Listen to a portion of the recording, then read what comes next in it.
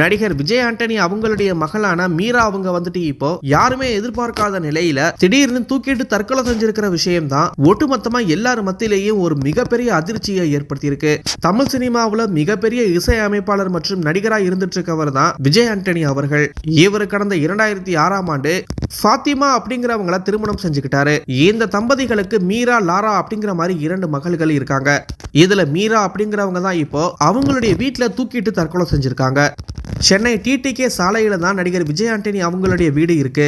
அவருடைய வீட்டுல இன்னைக்கு அதிகாலையில தான் அவருடைய மகள் தூக்கிட்டு தற்கொலை செஞ்சிருக்காங்க. மீரா அவங்க வந்துட்டு கடந்த சில நாட்களாகவே மன அழுத்தத்துல இருந்ததா சொல்லப்படுது. மீரா அவங்க வந்துட்டு சென்னையில இருக்கிற ஒரு மிகப்பெரிய தனியார் பள்ளியில 12ஆம் வகுப்பு படிச்சுட்டு வந்துட்டு இருக்காங்க. மீரா அவங்க வந்துட்டு நேற்றைய இரவு எப்பயுமே இல்லாம சீக்கிரமா படுத்து தூங்கியதா சொல்லப்படுது. இதுல இன்னைக்கு அதிகாலை 3 மணி அளவுல விஜய் ஆண்டனி மகள் மீரா அவங்க வந்துட்டு யாருக்குமே தெரியாம ஒரு அறையில திடீர்னு தூக்கிட்டு தற்கொலை செஞ்சிருக்காங்க. காலையில எழுந்து விஜய் ஆண்டனி அவர்கள் பார்க்கும்போது ரொம்பவே அதிர்ச்சியாகி கண்ணீர் விட்டு கதறி அழுதிருக்காரு. அதுக்கப்புறமா உடனடியா அவங்கள மருத்துவமனையில அனுமதிச்சிருக்காங்க. அவங்கள பரிசோதிச்ச மருத்துவர்கள் வந்துட்டு அவங்க ஏற்கனவே இறந்துட்டதா சொல்லியிருக்காங்க.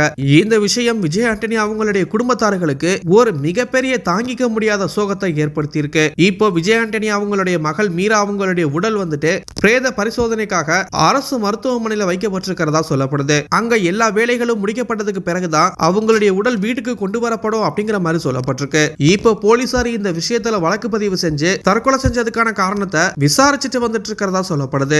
எப்பேற்பட்ட விஷயங்களுக்கும் தற்கொலை அப்படிங்கிறது தீர்வு அல்ல.